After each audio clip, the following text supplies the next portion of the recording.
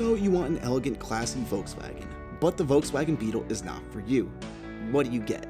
Well, that's easy. You buy a Volkswagen Karmann Ghia, the mix between German engineering and beautiful Italian design. The Karmann Ghia is like no other Volkswagen out there. Well, yeah, because actually the design was stolen from Chrysler. Did you guys know that? Not that many people actually know that, to tell you the truth. But if you actually look at this beautiful sweeping body lines of the car and the round headlights, this total design has really made this car a classic that will live on into the future. Sadly, the Karmann Ghia did not actually have as long as production life as, say, the GTI or the Beetle, but the classic design and the enjoyment people got from the Karmann Ghia will allow this car to live on into the future. So let's dive in deep, let's get down and dirty with all you guys need to know about the Karmann Ghia.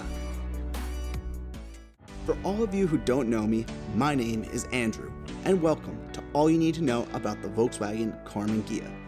If you are new to the channel, go down below and hit that subscribe button. If you guys have been here before, well, welcome back. I love having you guys here. And if you guys love this video, go down below and smash that like button. The Karmann Ghia, probably one of the most beautiful and elegant Volkswagens made to date. This beauty was no track monster, but could get you from point A to point B in style. Over the 19-year production run, Volkswagen made two editions of the Karmann Ghia, the Type 14 and the Type 34, which introduced a Volkswagen into the luxury car game. So where does the history of the Karmann Ghia begin? Volkswagen was looking for a halo model to add alongside their beloved Volkswagen Beetle. To build their new halo model, Volkswagen hired Italian designer Ghia to style the body and German coach building house Karmann to work together to make this car, hence the name Karmann Ghia. So, as I mentioned in the intro, the design for the Karmann Ghia was actually stolen from Chrysler. In 1952, Chrysler worked with Ghia to come up with a new luxury car, which they called the Elegance. The concept car, like most beautiful concept cars, never actually came to fruition. Volkswagen, when they came knocking at the door, designer Ghia remembered the design for the Elegance and knew this would be the perfect fit for Volkswagen. If you actually compare both cars side by side, you can see that yes, the Karmann Ghia is way smaller, but there's no denying that the Elegance design was used to make the Karmann Ghia. The designers took the Type 1 Beetle and used the body to build around the design, nicknamed by Volkswagen as the Type 14.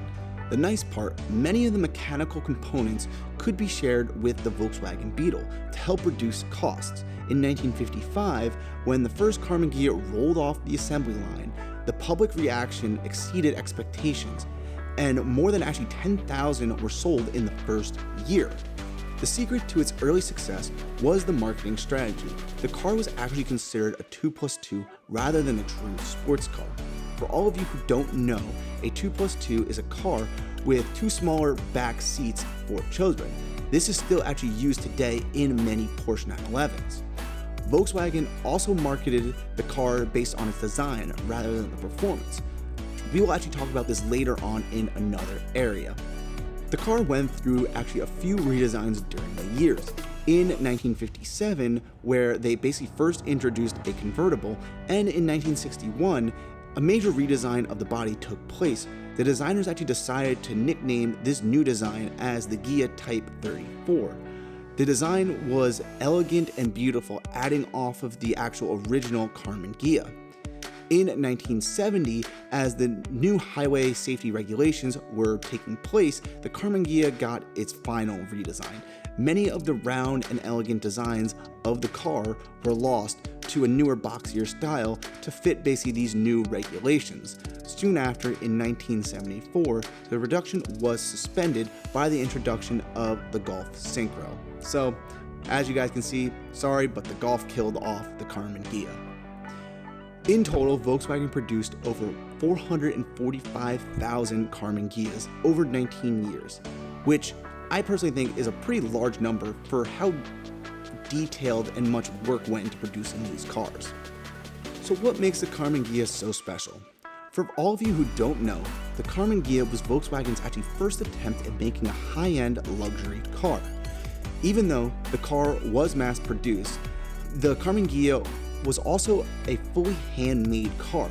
If you look at, say, the body of the car, you can see that there are no seams, which means the builders actually had to weld, fill, and contour the body to make the beautiful design that we know today. Only the doors, hood, and trunk are not one piece. So this is a pretty cool fact and pretty crazy to think. Out of the whole entire Karmann Ghia production run, they made 445,000 units. Even though this looks stunning, if you ever get into an accident, it is going to be a nightmare to fix, since there is no ability to actually pop off, say, panels to replace them. Instead, you're going to actually have to go in and fix them all by hand.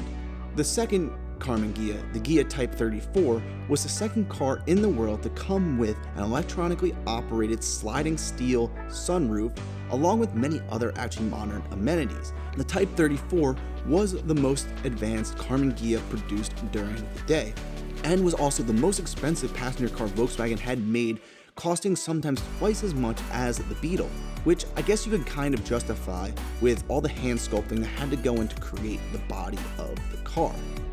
Volkswagen produced over 42,000 Type 34 worldwide, but today it is estimated that only 1,500 to 2,000 are left, with the largest actually concentration being in the United States, around 400, which is kind of strange because the Type 34 was actually never offered in the US when it was new.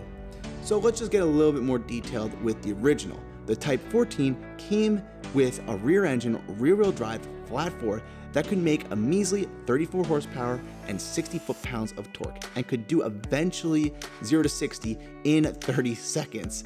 The Ghia Type 34 got a little upgraded flat four that could make 50 horsepowers and got 86 foot-pounds of torque, which could do 0 to 60 now in 17.5 seconds. As you can see, this car is not that fast, but that's actually not the point of the Karmann Ghia. The car was actually meant to look sporty and not really be sporty. Volkswagen even ran ads that showed the Karmann Ghia with racing stripes and with the slogan, "You would lose."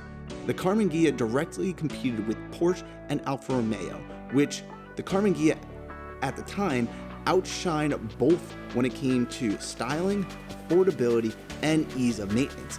As you can assume that the Karmann Ghia was beaten by both these when it came to the performance. So what are Karmann Ghias going for? Well, if you're lucky and you can find a Karmann Ghia in great shape, they can be purchased for actually an affordable price. They can range for a low mileage, late 50s car with, let's say, around 40,000 miles for around $35,000 in perfect original shape. You can also find, let's say now a pretty rough one, for around $2,000. It just really depends on what condition Karmann Ghia you really want. If you are looking for a project car, the Karmann Ghia can be a perfect platform for an enthusiast to work on. If you think about it, this is probably the most affordable classic car out there today. There aren't that many cars that have the seamless body design that you can actually get in such an affordable price. I would say if you're actually considering buying one, jump on board soon, because once people actually realize how special these cars are, the prices are going to go up. So let's talk about restoring a Karmann Ghia. Now, if you want to buy a Karmann Ghia, what would you need to do to actually bring one of these beauties back to life? If I were you, the first thing, and probably the only thing I would check, is the body for rust and dents. Since this car was built with no seams, if you have any rot or dents, it can be very expensive and time consuming to get this car looking perfect, if perfect at all.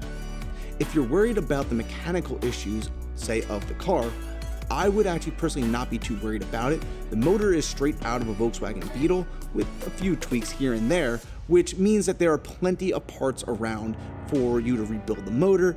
And who knows, if you really want to get into it, you can actually go out there and completely swap the motor. I've seen people swap VR6s into the Karmann Ghia, and also 1.8Ts in the Mark IVs, which just kind of boosts up that horsepower and makes the car a little bit more enjoyable.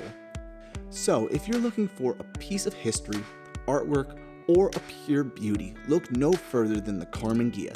This car is honestly one of a kind, and very few of these are actually left in immaculate shape. As I stated earlier, the Karmann Ghia isn't about how fast the car is, because as you guys can all know by now, this car is slow. But it's more about the actual experience and the joy riding and the pleasure you get from driving this piece of art.